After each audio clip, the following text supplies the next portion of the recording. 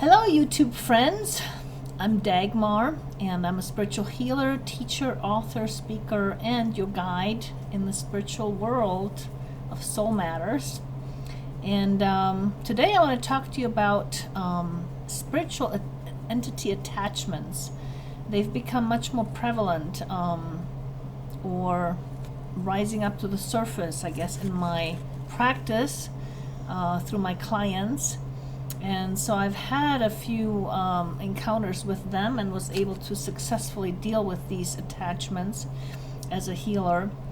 And so I want to talk to you a little bit about it and, talk about what are they, how do they work, where do we get them, why would we want to get rid of them, and how do we get rid of them. And so before we do that, I want to welcome you to my channel and thank you for watching. And if you are new to my channel, hit the subscribe button and the bell button if you like what you're seeing and would like to get notified of future videos I will do. I'm going to try to put out videos every week for you guys. And then also hit the like button if you like this particular video. And or if you have comments or thoughts about it, please comment below and let me know. Also, if you have any suggestions or ideas about information you would like to know, perhaps I can make a video about it. Feel free to comment about that. So anyway, so let's go ahead and get into these spiritual entity attachments. So what are they, first of all? Well, as a spiritual healer, I understand that the soul can fragment, and different pieces of the soul can actually split away from ourselves. And usually these pieces that split away have some kind of a pain or low vibration energy in it, like, you can have a piece of yourself split away, say for example, that has anger in it, or fear, or it could have a pain, or guilt, or jealousy, or something like that. And so it splits away from you, and then it kind of floats around. And the law of attraction says like attracts like. And so say for example you come along and you have the vibration or the energy of anger within yourself, and now there's this piece of energy floating around that has anger in it, and so it may attach itself to you or find you as a host because it feeds off of your anger, because it has anger in it. And so now as it attaches itself to you, what happens, it actually embellishes your anger. So say for example, if your intensity of your anger was, I don't know, say 50%, all of a sudden, your anger now can increase to 70 or 80% with this entity all of a sudden. Or you could fly off the handle much quicker and easier as a result of this entity on you. The entity also, why do we want to get rid of it? Because it is a parasite, if you will, even though it may serve its purpose at the time you gain it. So like for example, in the case of one of my clients, he spent a lot of his life in low vibration type environments, like for example prison, where anger actually served him in terms of protecting himself in, say, different fights for his life or whatever, or in gangs, it may serve you. But then now he's living a more high vibration life and anger no longer serves him, and yet he still had that entity attached to him.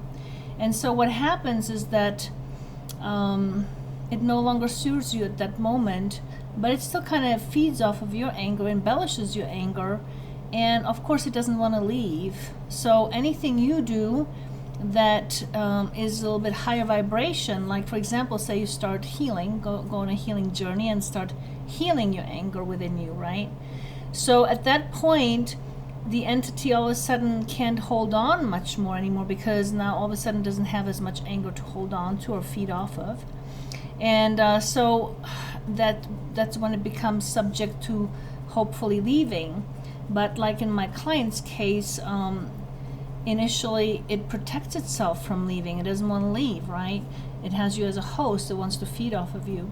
So what happened in one of our sessions is that he got violently sick, and I mean violently vomiting and for about an hour straight with stomach cramps and all kinds of stuff. And so that entity basically was protecting itself from leaving, and it saw me as a threat and the healing as a threat, because the more we healed, the less it could hang on. And so it actually caused him to get ill to prevent him from any further healing. And so it was time that he actually got rid of it. And so there is a process or procedure you can go through, depending on, of course, how ready this entity is to leave.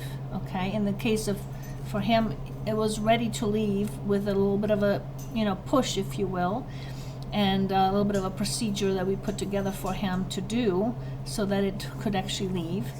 And also how ready you are to let go of it, because in his case it served him for quite some time, for many years. And so that's a little bit about entities. Now, in the case of like an entity that has a fear, that it may actually be preventing you from, say you want to do high vibrational work and help other people and grow your business and flourish, and all of a sudden, okay, you can't do that. It's going to prevent you or derail you from receiving healing, or where you could possibly move into a high vibration of any sort by embellishing your fear. And you think it's you, but it's not actually you. It's actually the entity, exaggerating that emotion within you. It actually also can control your thoughts and your emotion, and also what happens. Like in the case of one of my clients, he didn't see a message from me that I texted him, because of this entity influenced him not to see it. So yes, and it controls your thoughts too. Like it can give you messages, like, oh, don't do that, or go here instead, or whatever. I mean, it can definitely have control over you. And depending on how long it's been with you and how much energetically it has grown, how much power you gave it, all right, and how much you're succumbing to it, because, to some degree you either overpower it or succumb to it. So it's a bit of a power struggle within you sometimes. And so these entities can do amazing things. They can cause you pain, they can cause you fatigue, they can prevent you from doing things or cause you to do stuff you don't want to do. So they're kind of an interesting creature, if you will.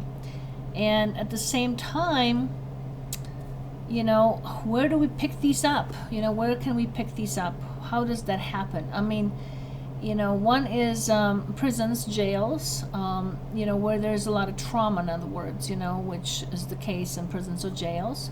Or sometimes in hospitals, there's a lot of traumas there. I actually picked up an entity in a hospital that was pain related, that embellished my pain for like 2 to 3 years. There was 50% greater pain that I experienced than I would otherwise without this entity. And I had no idea that I had this entity attached to me until Spirit made me aware of it. And so, you can pick it up in hospitals. You can also pick it up at bars, when you're drinking or on drugs. Your subconscious mind or your conscious mind is kind of subdued. And so you're not as fully aware of yourself, and that's easy to pick up than entities. And also bars, alcoholics frequent that normally have entities attached to them. So, so that's where you kind of can pick these up. Now you can also pick it up from anybody, or in where there's people with entities attached to them, and for some reason you're vulnerable in that moment, or, you're the right host, and all of a sudden you pick one up. And so sometimes we can feel we have them, sometimes we don't feel at all that we have them. And but the thing is that they do exist, and when you do become aware that you might have one, it would behoove you to try to remove it. And sometimes you have to actually do some healing work first to raise your vibration, or to diminish the energy that it's feeding off of, like in the case of the anger versus anger energy. So the more anger you diminish by healing, the more this entity can't hold on anymore, because it's holding on to the anger. And so the more you diminish that, the less it can hold on, the more ready it is then to leave with a little bit of a push and so forth. So yeah, usually it's important to do that first before you can actually release them. And then plus, once you do the healing and you're in a high vibration, you're also not going to attract anymore. Usually it's the low vibration energies that attract these spiritual entities. They're also low vibration because they split off because of a trauma, usually, okay, that involved pain of some sort and has some kind of low vibration energy like fear or anger or guilt or jealousy in it, or pain itself. So yes, I mean, they're very real. And I actually got burned with an iron as a result of, I have a little bit of a scar, you can't really see it on the picture, but I got burned with an iron as a result of an entity that my partner carried for a while with him, and then disconnected from him because he also moved into a high vibration as he was more around me. And all of a sudden, I remember these episodes he had where he would burst out in these rages against me. And because this entity obviously again saw me as a threat, because I was in a high vibration, I was actually vibrationally helping my partner move up or raise his vibration, which means the entity couldn't hold on. And so again, it felt me as a threat, and this caused this iron to fall onto my arm. And it can happen. This entities can do that, just like we can do things spiritually, they can do stuff spiritually too. And so just a few words about entities. If you suspect you have one, find a person that understands removing entities, or come see a spiritual healer like myself to help yourself heal and help you eventually remove that entity. Because again, it's a parasite, eating off of your energy. And so anyway, so hopefully this is helpful a little bit. And there's probably lots of that. Lots of people probably carry entities with them and don't even know it. And so if you have any questions or would like to do any healing work, you're welcome to connect with me through my website, which is on my YouTube picture up top, where you can just click on it, and I'll be happy to possibly help you with that. And until next time.